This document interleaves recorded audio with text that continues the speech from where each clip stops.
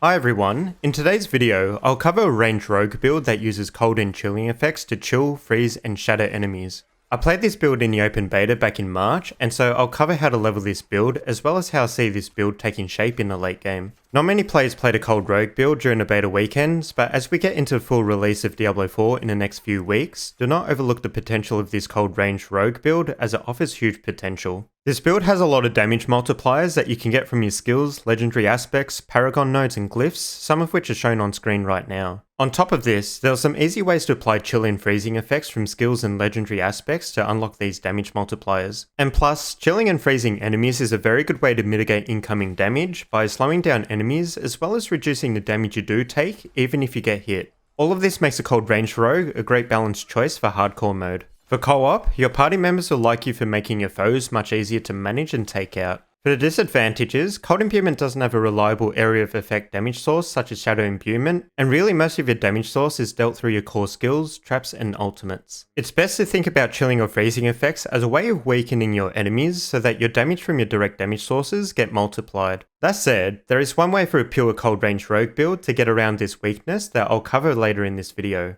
Another weakness for this build is the cold range rogue takes more investment into your skill tree and aspects to get off the ground, whereas the shadow imbuement rogue build can start blowing up enemies as soon as the imbuments become available in the skill tree. The third disadvantage is with bosses. Bosses cannot be crowd controlled in normal ways, but instead have a stagger bar that builds up as you inflict crowd controlling effects on them and causes a massive stagger on the boss once a bar gets filled up. While staggering a boss offers a good 12-second window of opportunity to unleash all your attacks without retaliation, this comes at a huge opportunity cost of potentially killing the boss before that window even arrives if you were to use say your poison imbuement build instead. Having said that, cold imbuement can be enhanced to apply vulnerable on enemies it hits, including bosses, which should help take away some of that pain. And lastly, enemies that are marked as unstoppable cannot be chilled or frozen at all, and therefore cannot be slowed down or be made to take more damage from you through all the cold-based multipliers. Unstoppable enemies will become more common as you progress deeper into Diablo 4 and into certain Nightmare dungeons, so do keep this in mind when fully committing to this build. So with that out of the way, for this build, the first skill we will get is Forceful Arrow. Forceful Arrow shoots a straight arrow free of cost, with every third arrow fired also applying a vulnerable debuff on enemies, which lasts for 2 seconds. Vulnerable enemies receive 20% more damage, which can be further boosted by items, skills, and paragon. The skill is a perfect choice for bosses or leftover enemies to finish off for this reason, and will also be the skill of choice for getting those combo points later on. Get 2 points into this skill to unlock the core skills. For core skills, we will get Penetrating Shot. Penetrating Shot shoots a high-powered shot in a straight line, hitting multiple enemies. Penetrating Shot is a skill of choice for leveling, as it can kill groups of mobs fairly quickly, and in the early stages of the game, elites don't take that much longer to kill anyway. We will eventually get Rapid Fire, but for now, get your next 4 skill points into Penetrating Shot, Enhanced Penetrating Shot, and Improved Penetrating Shot. Enhanced Penetrating Shot increases your Penetrating Shot damage by 10% for each enemy it pierces. An Improved Penetrating Shot increases your crit chance of your next Penetrating Shot by 20% if the previous one hits 3 or more enemies. Getting these skills should unlock your agility skills. For your agility skills, get yourself Dash. Dash makes your rogue dash forward, hitting enemies along the dashed path. Dash is most useful for its general mobility, which would be used in the open world and in dungeons to move about faster and for repositioning yourself out of danger. This is a must-have skill, but just 1 point in this is fine. After Dash, continue to max out your Penetrating Shot skill, and then get 1 point into Rapid Fire. At this point, start using Rapid Fire for elites and bosses, but still use Penetrating Shot for everything else. This should then unlock your Subterfuge skills. For your Subterfuge skills, get your next 3 points across Dark Shroud, Enhanced Dark Shroud, and Subverting Dark Shroud. Dark Shroud summons 5 shadows that orbit your rogue, each reducing the damage that you take by 8% for a total of 40% across the 5 shadows. Each time you get hit, 1 shadow gets consumed and thereby increases the damage that you receive from any subsequent attacks thereafter. Enhanced Dark Shroud gives Dark Shroud a 10% chance that one of your shadows do not disappear when you get hit. And Subverting Dark Shroud gives you 4% movement speed per active shadow that you have. This is handy to increase your movement speed to help progress through the game faster. After getting those 3 points into Dark Shroud, get 1 point into Enhanced Rapid Fire, and then 1 more point into Rapid Fire. Enhanced Rapid Fire adds 5% more crit chance for each of your successive arrows, with the 5th arrow adding an extra 25% crit chance. This should now unlock your imbuement skills. Just before we get into imbuements, if you're level 15, you should be able to complete the part of the quest line to earn a combo point specialization for your rogue. Make sure you get combo points before moving on too far. Combo points will be very useful going forward to give your rogue spikes in damage output with your core skill attacks. For Rapid Fire, combo points not only increases the damage of each arrow, but also the number of arrows shot from 5 to 8, and increases the crit chance of the 8th arrow by an extra 40%. This is a huge buff for your single target damage, increasing the combined rapid fire damage from 120% across 5 arrows to 268.8% across 8 arrows, with arrows 6, 7 and 8 having 30, 35 and 40% extra crit chance on top of that.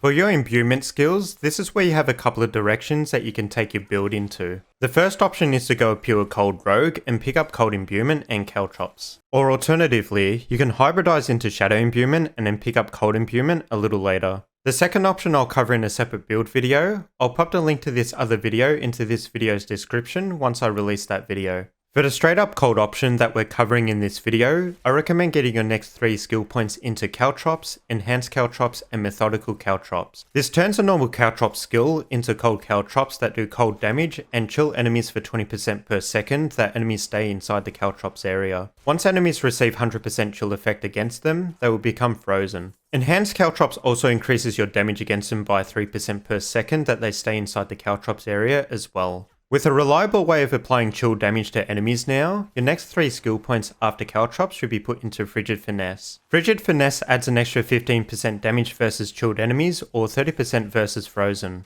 In other words, anything that touches a caltrops receives an extra 15% damage just from being chilled, plus a further 3 to 18% more damage depending on how long they stay inside your caltrops, and then more damage again if they become frozen by the caltrops. After you've maxed out Frigid Finesse, get 1 more point into Rapid Fire to improve your single target damage, which will then unlock your ultimate skills. For your ultimate skills, pick up Adrenaline Rush first to unlock Haste. Haste grants your rogue 5% movement speed when the rogue's energy is above 50%, or 5% attack speed if the rogue's energy is below 50%. This is a good pickup to have increased movement speed or attack speed based on when those bonuses are needed the most. After that, pick up Shadow Clone. Shadow Clone does 60% of your damage that you deal, which adds a huge damage spike to your kit. This will be particularly good for boss encounters, together with Forceful Arrow and Rapid Fire to take down bosses quickly. For the following 2 skill points into Shadow Clone after that, Prime Shadow Clone grants you Unstoppable every time you cast a Shadow Clone, and Supreme Shadow Clone increases your Shadow Clone damage from 60 to 80%. At this point, you'll have more skills than what you can fit in your skill bar. I would make your Rapid Fire skill a backup skill for bosses only by swapping Penetrating Shot with Rapid Fire for boss encounters and switching back afterwards. After Shadow Clone, get 3 points into Innovation to help recover energy, which will kick in when you attack with any of your basic skills, core skills, or even your caltrops. After Innovation, this should unlock your key passive skills, which I would pick up Precision. With Precision, every time you critical strike with a marksman skill like Penetrating Shot and Rapid Fire, you'll gain 1 stack of Precision. Each stack of Precision grants you 4% more crit damage. After accumulating 5 stacks of Precision, your next marksman attack will be a guaranteed crit and do 40% more crit damage. This is going to further improve your damage, especially with skills such as Penetrating Shot and Rapid Fire that have improved crit chance that can trigger this passive more often.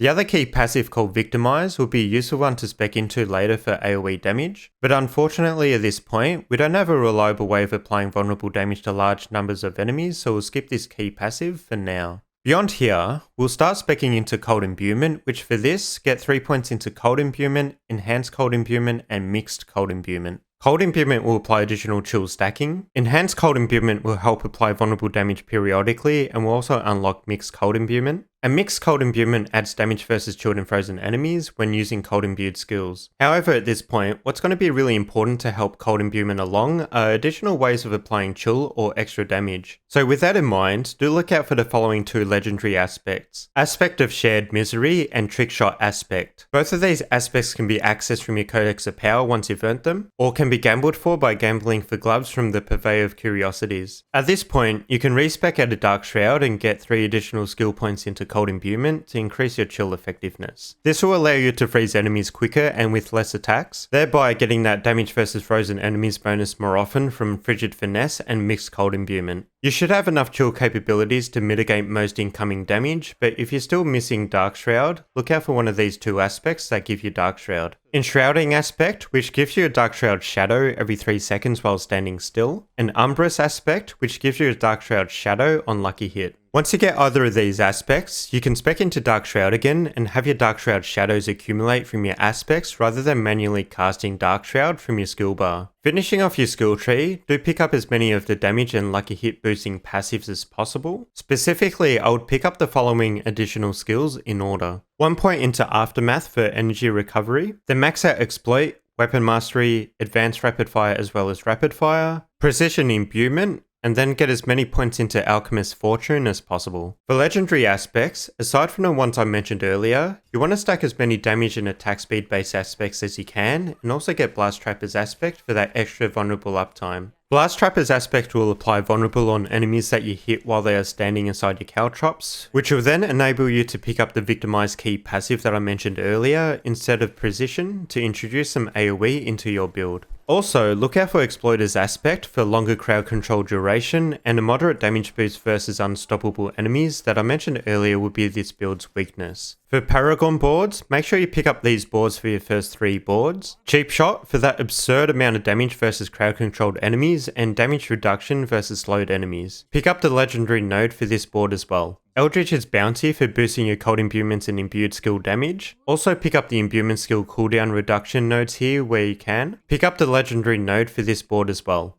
And Exploit Weakness for boosting your vulnerable damage. Pick up the legendary node for this board as well. For fighting bosses, switch Penetrating Shot over to Rapid Fire and use Cold Imbuement to apply Stagger and Vulnerable on the boss. You should have fairly reliable vulnerable uptime, crit chance, and crit damage, as well as rapid fire with combo points. But it's important to get the attack loop correct to maximize your damage output on the boss. Specifically, your attack loop should look like this. Cast Shadow Clone, cast Cold Imbuement, get 3 combo points, evade, cast Rapid Fire, get 3 combo points, cast Rapid Fire again, making sure that we cast the 2 rapid fire volleys as close to each other as possible. While Cold Imbuement is on cooldown, just keep using combo attacks and rapid fire on the boss until Cold Imbuement comes off cooldown again, then rinse and repeat. And so there you go guys, this is how you roll a pure cold range rogue build. Not the easiest build to get off the ground, but it's got some huge damage potential and plays into that pure cold build fantasy really well. In a poll that I posted a while ago, the Cold Imbuement Rogue was the least popular choice, but that was in part because of the level cap in the betas and not being able to realise the full potential of the Cold Rogue build with so few skill points. Anyway, if you've got any questions or comments about this build, please shout out in the comments below.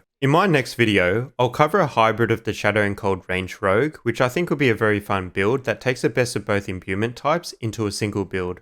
So do hit that like button and subscribe to this channel if you're interested in looking out for that and more Diablo 2 and Diablo 4 content. Until then, stay safe everyone. I hope you're looking forward to Diablo 4's launch as much as I am. See you guys in the next video.